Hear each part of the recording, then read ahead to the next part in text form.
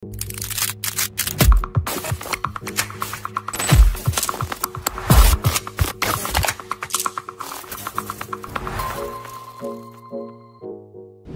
selamat datang di channel Ruang Taktik.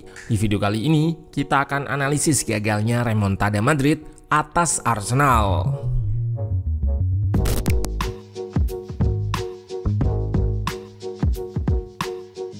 Clutch, The Gunner berhasil mengalahkan Real Madrid 2 kali di babak perempat final UCL. Menariknya di dua laga tersebut, The Gunner selalu kalah possession.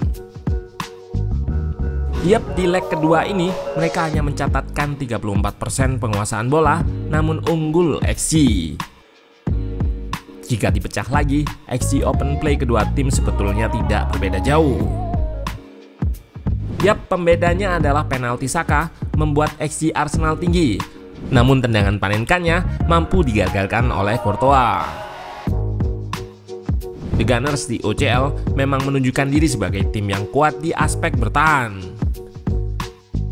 Di bawah Inter, mereka adalah tim kedua paling sedikit kebobolan. Dan di dua leg ini, Madrid yang dihuni penyerang top dunia hanya mampu cetak gol dari blunder Saliba. Nah, penasaran dengan jalannya laga dari segi taktikal? Let's go, kita bahas sama-sama.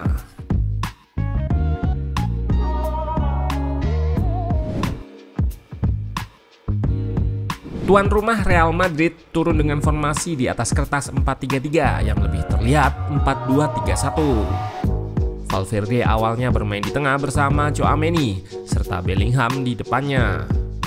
Bek kanan ada Vasquez. Sementara lini depan masih dihuni Mbappe, Rodrigo serta Vinicius Junior.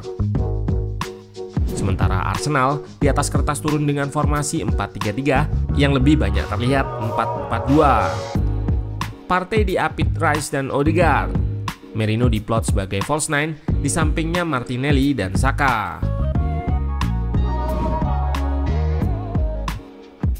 Meski terjadi insiden yang berakibat penalti di menit awal, kedua tim nampak tidak terpengaruh dan melanjutkan pertandingan dengan intens. Arsenal bertahan menggunakan shape 4-4-2 terutama di blok medium.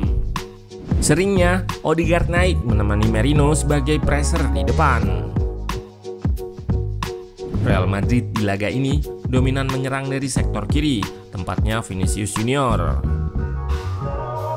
Untuk bertahan dari serangan di sektor ini, Arteta menginstruksikan timnya untuk selalu kompak, merapat antar lini dan antar pemain. Terlihat di sini, Vasquez mencoba merenggangkan di sisi kanan, namun tidak dihiraukan Martinelli. Hal ini berbeda dengan pendekatan mereka ketika bertahan dari serangan di kanan, di mana Saka terlihat tetap melebar menjaga dari ancaman Vinicius. Hal ini dilakukan sebagai langkah antisipasi dari Arteta jika El Real melakukan switch ke sisi tersebut. Penyerang El Real tidak diberi banyak ruang dan waktu karena akan segera ditutup Saka. Winger kanan Arsenal ini juga menjalankan peran bertahan dengan baik, sehingga Vinicius cukup kesulitan beraksi dari sektor sayap kiri. Pada babak pertama ini, sangat minim peluang emas yang terjadi. Terekam dari XG open play yang hanya 0,11 milik Madrid dan 0,12 milik Arsenal. Pada pertandingan sebelumnya, peran Declan Rice yang didorong lebih ke depan cukup menyulitkan Real Madrid. Ia memposisikan diri di samping gelandang dan menyerang lubang di antara fullback dan center back. Di sini terlihat Rice melakukan penetrasi dari half space hendak mengekspos ruang antara Vasquez dan Asensio. Namun Valverde sebagai gelandang melakukan marking terhadapnya. Namun Real Madrid tidak selalu bertahan dengan gelandang maupun sayap yang cepat turun. Di momen ini, gantian Odegaard mengekspos half space kanan dan dia diikuti Tchouaméni. Namun bisa dilihat, Rice sangat kosong di sisi lain. Bellingham terlalu ke depan dan winger Madrid merupakan tipe penyerang yang jarang track back. Di momen lain terlihat Merino yang drop juga relatif punya banyak ruang. Situasi yang sama terjadi pada gol pertama The Gunners.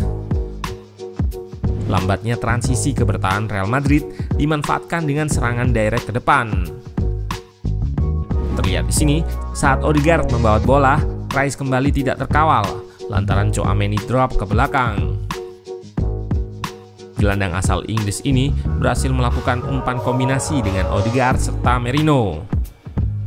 Di momen ini terlihat visi false nine Arsenal ini. Dan juga nampak Valverde terlalu turun sehingga Saka lolos dari jebakan offside. Pemain bernomor punggung 7 ini berhasil membalas kegagalan penalti di babak pertama.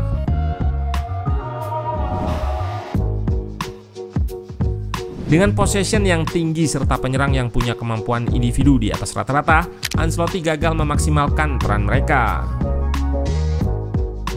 Madrid build up dengan shape 3-2-5 dengan mendorong Vasquez lebih naik. Namun nampak Martinelli tidak begitu menggubrisnya lantaran attacking output Vasquez yang kurang. Beberapa kali mereka menyerang juga ke sisi kiri, namun ketika dipindah ke kanan, penetrasi Vasquez tidak terlihat. Salah satu cara lain yang kerap terlihat dilakukan El Real adalah crossing. Umpan silang dilakukan oleh banyak pemain termasuk Vasquez, dan pertahanan tim tamu terlalu solid untuk ditembus dengan cara ini. Dari data statistik, total ada 42 crossing yang dilepaskan dan hanya 7 yang berhasil menemui sasaran. Dari sini terlihat kebuntuan Ancelotti menghadapi kokohnya pertahanan Saliba dan kawan-kawan. Courtois sempat menyebut kelemahan mereka karena tidak adanya penyerang bertipe target man. Musim ini rekan-rekannya kehilangan Joselu yang bisa menjadi pembeda untuk situasi seperti ini. Meski mencatatkan banyak peluang, gol mereka hanya tercipta dari kesalahan bek Arsenal. Berawal dari build up raya ke Saliba, namun dia seperti tidak aware atau waspada terhadap kehadiran Vini. Kemungkinan ia mengira hanya Mbappe yang melakukan press. Bola berhasil direbut dan diceploskan langsung ke gawang tim tamu, 1-1 di menit 67.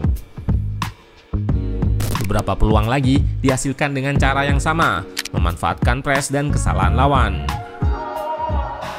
Namun kembali, pertahanan Saliba dan kawan-kawan terlalu kokoh untuk dijebol penyerang Madrid. Remontada semakin mendekati khayalan. Di babak kedua, Ancelotti melakukan beberapa pergantian, namun bisa dibilang kurang efektif, terutama menghadapi counter attack. Lain halnya dengan lawannya yang melakukan transisi ke bertahan dengan baik. Saliba yang melakukan beberapa kesalahan tadi mampu menutupi dengan membungkam Vini. Transisi ke bertahan menjadi fase yang sangat krusial di era tren taktik counter attack. Dan inilah kelemahan Real Madrid yang diekspos oleh lawan-lawannya musim ini. Arsenal mengincar peluang saat pertahanan Madrid belum terbentuk sempurna. Sayang sepakan Odegaard di sini masih melebar. Meski sudah unggul agregat, nyatanya anak asuh Arteta terus mengekspos kelemahan Madrid ini.